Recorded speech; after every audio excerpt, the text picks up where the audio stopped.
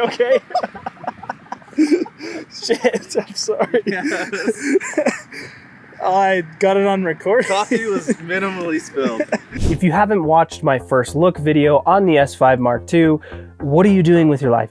Go watch it. Since then, though, there are some updates we need to talk about and clarify.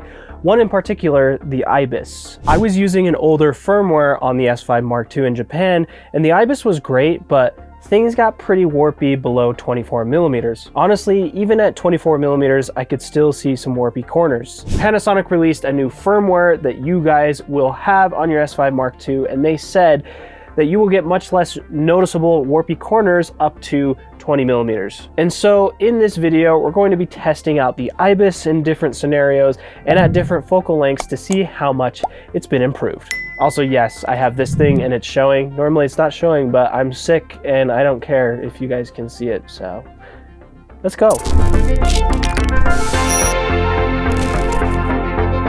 Apparently, since that S5II first look video, there's been some firmware updates with the IBIS, and it's supposedly fixed that warpy corners up to about 20 millimeters. Right now I'm at 16, but I want to see how it is at 16, 20 millimeters with IBIS off, as well as with it on. You're also witnessing the burn-in look again. Man, it's so nice, isn't it?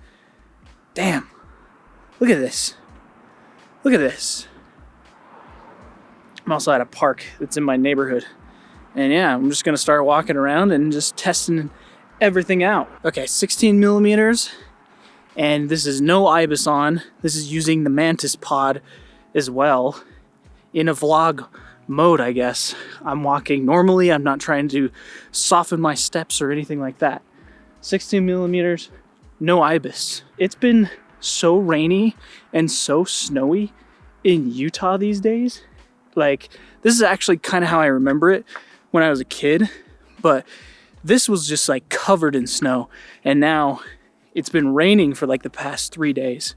But even like the mountains behind me, I'm like looking for the mountains. They're giant, they're massive, they're literally in the background. Even the mountains, like most of the time, there's not a ton of snow on them. So, okay, so now this is with IBIS active at 16 millimeters. Man, I need to work on my vlog muscles holding this out. And this little setup, it's not even big. It's like really small and very minimalist, but my arm is already getting tired. Got to develop those vlog muscles. I guess it's a thing. People that do more vlogging, I'm used to just sitting at my desk and reading a script, but now I'm trying to branch out and do more stuff kind of like this. And yeah, I'm gonna be doing this more often, so that's why I've got this set up, because I was doing some tests in my backyard. I was actually pretty much filming it for this video, but I noticed that when it was in my backyard and I was running, my finger would sometimes hit the lock button on the lens. I think my finger touched the button that locks the lens. I'm so tired. That locks the lens, so it stopped recording. So then the camera would stop recording. So that's why I was like, well, I need to get some kind of like handle or some kind of little tripod thing so I can prevent that from happening in the future. So anyways, let's try it with E-stabilization on. So it does crop in a tiny bit. I can't remember the exact percentage. Put it up on the screen or something. It's like a 1:1 crop. Maybe it's a little bit less now. I don't really remember. God, my arm getting so tired. Excuse me. So anyways, this is E-stabilization on, 16 millimeters, and the active on. Now I don't have a lens that has OIS. I actually do, but it's 70 millimeters. Maybe I'll put it on this setup and we'll just see what it looks like or how it compares. But I'll use that lens with the Boost IS as well, just to see the difference. Should I walk across this? Look at all this water, flooding and water everywhere. But you know what I should have done? I just realized is I should have done some running. So maybe I'll run back that way at 16 millimeters. This is with E-stabilization on, and see what the difference is. Let me tighten everything, make sure everything's good on this though. All right, this is E-stabilization on, running at 16 millimeters. Do you even need a gimbal with the S5 Mark II? I don't know. I'm I'm gonna get really tired. I'm really out of shape. My legs are already hurting. All right, now this will be running with E-stabilization off. So it's just on the active mode. I'm running really fast right now. As fast as I can. I could probably run faster if I really wanted to. Whew. But now I gotta sit and catch my breath before I do it with it all off. Do you even want to see it with it all off? Okay, it's important for you guys to see it all off. This is 16, all off, sprinting. Okay, now that I'm out of breath, so I just changed it to 20 millimeters because apparently that's when most of the warping in the corners is apparently supposed to go away. So that's why we're doing it right now. Still on the Mantis pod, still just walking, maybe a little more, maybe not as stable as before because I'm tired now from sprinting around. I gotta get used to looking at the lens, man. I'm not really used to doing that.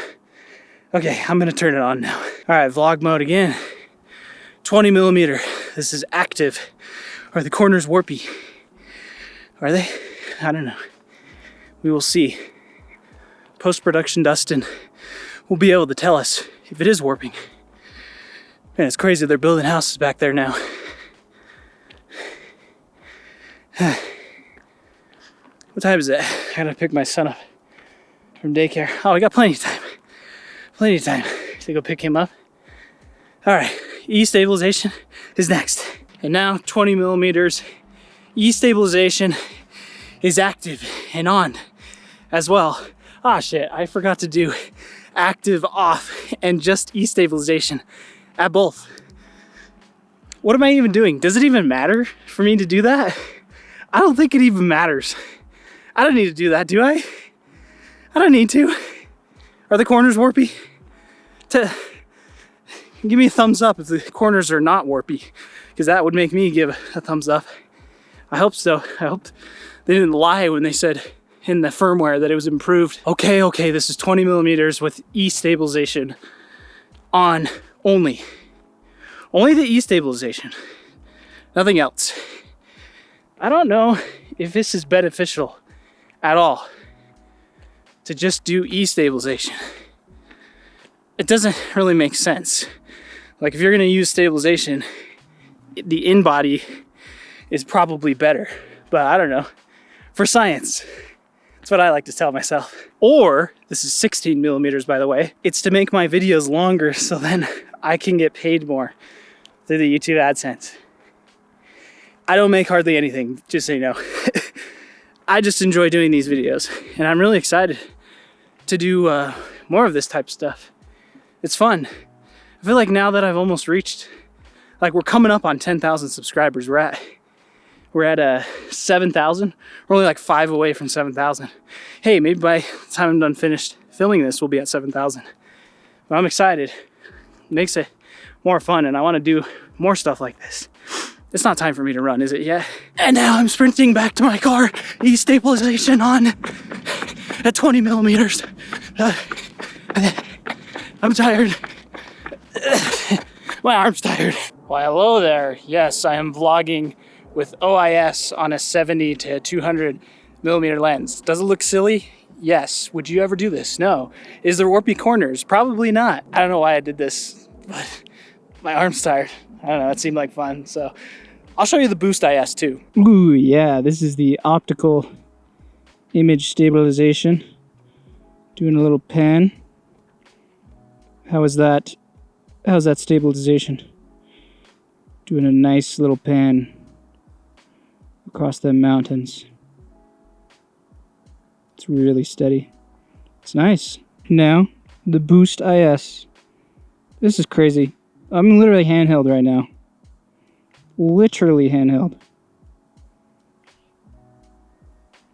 Me talking and me kind of breathing as well. I see a tiny little jump every now and again, but like, it's pretty insane. I guess I could zoom in as well. Look at them trees up in the mountains. 200 millimeters.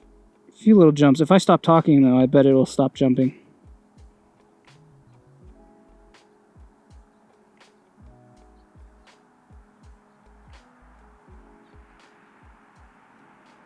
Yeah, it's crazy. What does it do when I pan a little bit? Is it panable when you're in Boost IS? Ooh, the mountains.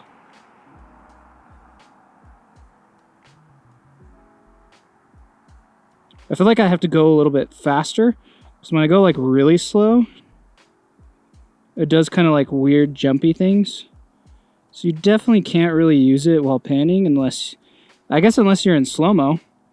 What if I do slow-mo? Let me do a little slow-mo pan across these mountains and with the Boost IS on and see.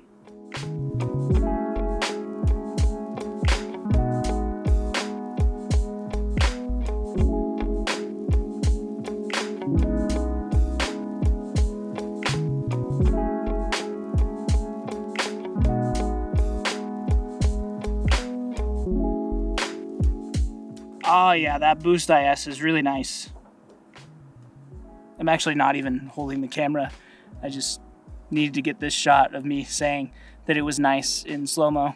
So that's the camera. So for this type of situation, I would say there is a tiny bit of warpy corners at 16 millimeters, but it's a huge improvement from how it was in Japan. And that footage in Japan was even at 18 millimeters. And honestly, I don't really see a huge difference from 16 millimeters and 20 millimeters, at least in this scenario. It does seem to improve as well with EIS on, but that would make sense since it's cropping in a little bit and you won't see those warpy corners as much anyways. Looking at EIS only on, I don't really see a difference either from having it off altogether. Now, Boost IS, you're technically not supposed to use it other than to simulate a tripod. And for that purpose, it's incredible. And even doing pans, it does fight you a little bit, but if you record in slow-mo, it is definitely usable still. I didn't really think about using it other than for that particular scenario, and I'm sorry, I should have just tried it while I was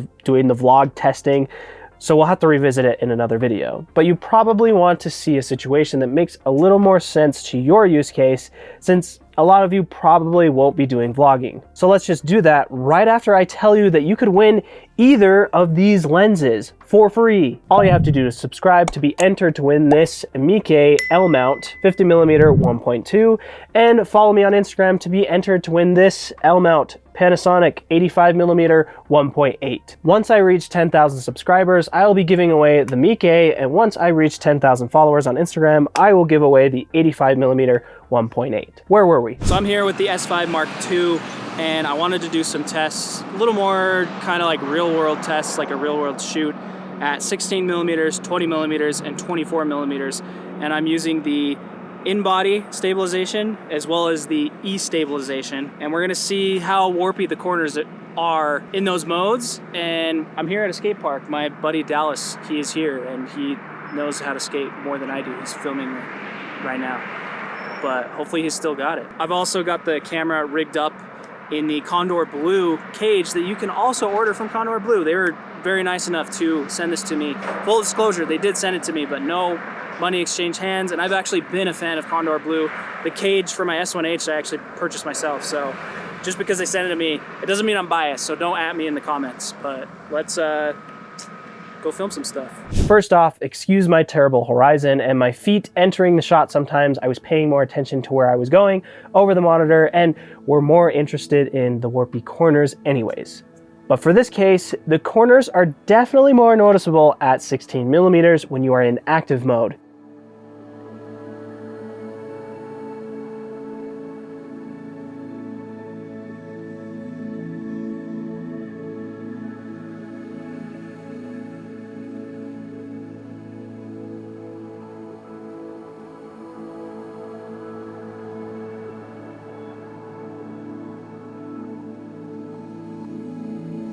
Even at 20 millimeters, they are a little better, but still noticeable.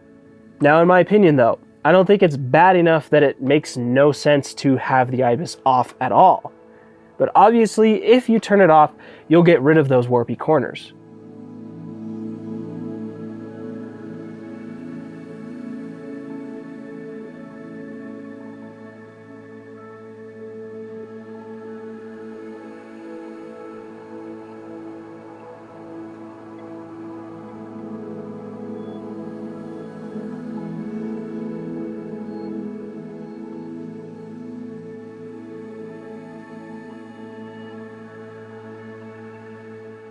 But when we turn on EIS, I think it improves the warpy corners much more, and this is where it makes more sense to turn it on.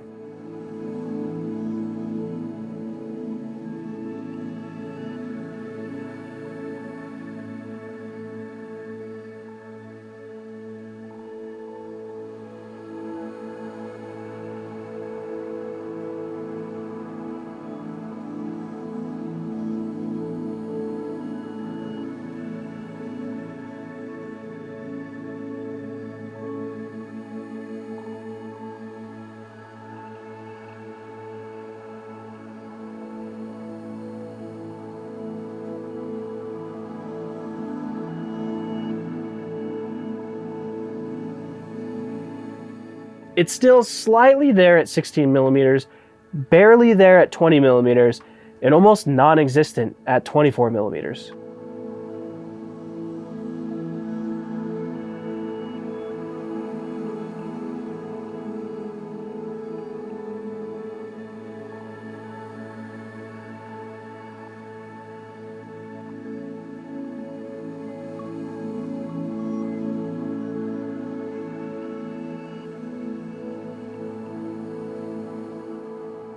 Here's a few other shots to see how the IBIS performs in different kind of running scenarios.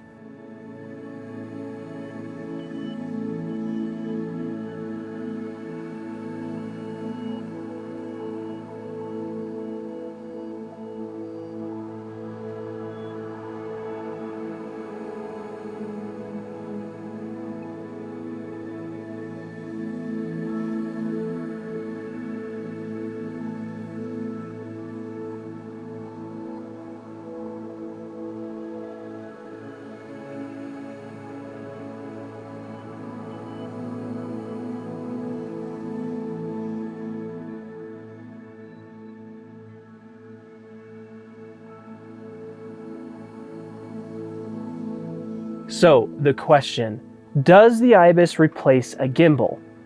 Definitely not, but once you start shooting in slow-mo, using larger focal lengths, or doing anything else besides sprinting or jogging with the camera, you almost could get away with not using a gimbal, to be honest. This IBIS is pretty fantastic, and I'm sure with firmware, it'll be improved even more in the future. I hope you found this video helpful, and don't forget about the giveaways for these lenses. Until the next video though, happy filming.